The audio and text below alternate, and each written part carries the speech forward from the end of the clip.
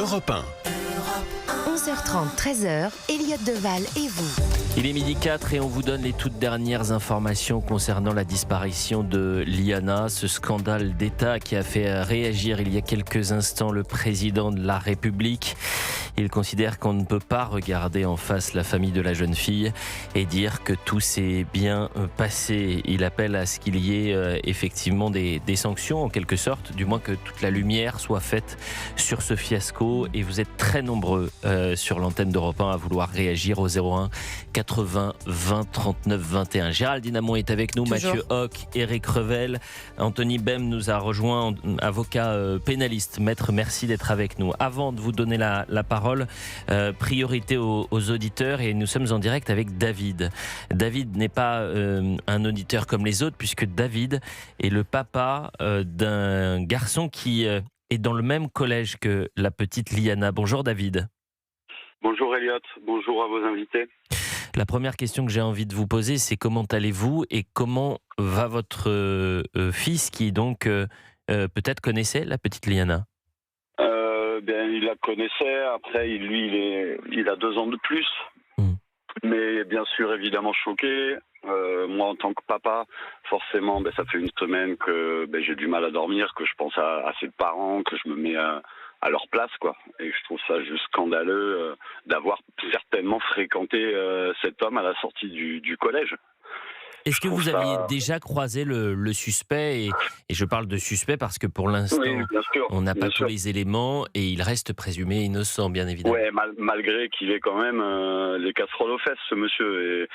Et je ne sais pas si je l'ai déjà vu, parce qu'avant cette affaire-là, on se doutait pas que c'est possible d'avoir un pédocriminel qui soit aux alentours d'une école.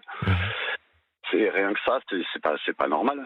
Vous avez parlé de ça avec votre fils ces derniers jours ? Alors non, parce que je l'ai eu une semaine sur 2, et là c'était la semaine où je l'avais pas. Là je vais le récupérer à 15h à la sortie du collège, et une semaine jour pour jour après ce drame.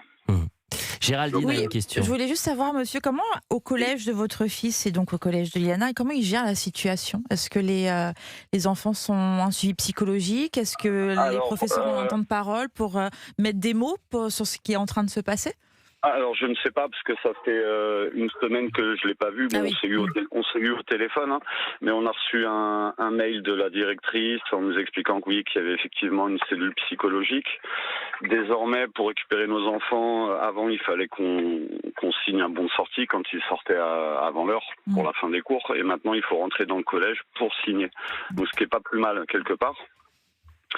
Mais ça me chamboule terriblement. De plus que où a été retrouvé le corps de la petite fille, c'est exactement ma route pour aller chercher mon 2e enfant qui est lui au primaire. Donc, tous les jours je vais penser à ça, et tous les jours je vais maudire cet homme. Et évidemment, il y a aussi un sentiment de profonde injustice. Dans votre région, c'est une région agricole, une terre paysanne. Et un agriculteur a pris la parole, non pas sur Europe 1, mais sur Sud Radio, chez nos confrères de Sud, ces dernières heures, en disant la justice, quand il fallait interpeller entendre les agriculteurs qui manifestaient contre le Mercosur, là il y avait du monde. Là il y avait du monde. Mais complètement, même vous regardez, vous faites une infraction sur la route, vous êtes tout de suite interpellé. Enfin, on n'attend pas pour ce genre de choses. Un homme qui touche un enfant, hein, je comprends même pas. Depuis 2017, qu'est-ce qu'il faisait encore dans nos rues, cet homme? Qu'est-ce qu'il faisait encore dans nos rues? Et Monsieur le Président Macron, là, qui prend juste la parole, pendant ce temps-là, lui, il était à remercier les mecs du PSG et les gars pour la future Coupe du Monde de football. Mais moi, j'aurais été président, mais j'étais le premier sur place à aller aider pour les recherches. On parle d'un enfant de la République. Tous nos enfants sont des enfants de la République. Et c'est scandaleux ce qui se passe. Cet agriculteur il faudrait le retrouver d'ailleurs, témoigner, il dit 30 agriculteurs ont déjà été auditionnés par la police dans le Gers depuis le 1er février pour des manifs agricoles. Pendant ce temps, un violeur pédophile se baladait libre comme l'air dans notre département. Il dit qu'en moins d'1 an, j'ai fait l'objet par le parquet de Auch de 4 auditions pour des messages sur Facebook et une manifestation agricole, avec même 7 heures de garde à vue pour une manif à pied. Voilà. Donc, qu'ils arrêtent. Et pour le coup, le président de la République l'a dit lui-même. Parlez pas de moyens. Ouais. C'est pas qu'une question de moyens. C'est une question de politique pénale. C'est-à-dire, c'est une question d'appliquer la politique pénale, parce que la justice, elle est rendue au nom du peuple français. Les Français aujourd'hui, ils n'ont pas envie de voir des centaures face aux agriculteurs. Les Français, ils ont envie de voir les pédocriminels en puissance mis hors d'état de nuire. Mais bien sûr, mais vous voyez, M. Macron n'a même pas d'enfant, donc il ne sait même pas de quoi il parle. Il ne peut même pas savoir ce que ça fait qu'on touche à la chair de sa chair. Je trouve ça lamentable. Vous pouvez avoir une famille recomposée et être au plus près des enfants de votre compagne ou votre femme en les considérant comme votre fille ou votre fils. Mais ce qui est très important, c'est ça, c'est la politique pénale. Quand vous avez des gens qui, au plus haut sommet, et je le disais, Place Vendôme, c'est un ministre qui n'a pas eu peur de parler d'ensauvagement de la société, qui n'a pas eu peur de parler d'écoterrorisme à Sainte-Soline. Donc c'est quelqu'un qui a envie de secouer ce cocotier, mais enfin on n'est pas face à un petit cocotier, c'est un chêne immense qui a plus de 40 ans. Mathieu Hoc. Vous avez tout à fait raison. Vous avez tout à fait raison, Elliot. Aujourd'hui, le monde de la justice doit faire son examen de conscience. Pourquoi ? Parce qu'aujourd'hui, selon plusieurs sondages, notamment le sondage Cevipof, sur la confiance des Français dans les institutions de la République, 65% des Français ne font pas confiance dans la justice.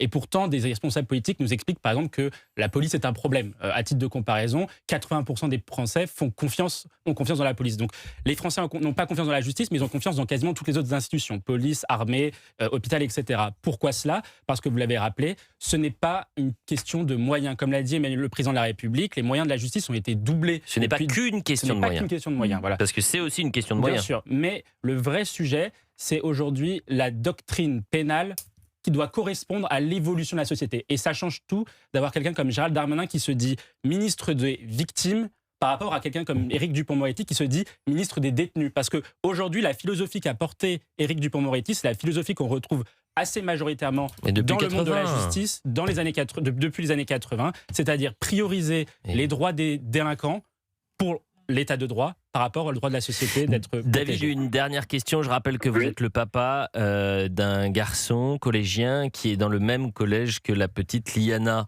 Entre parents, vous avez dit au Standard que vous souhaitiez vous mobiliser. Ça veut dire quoi ?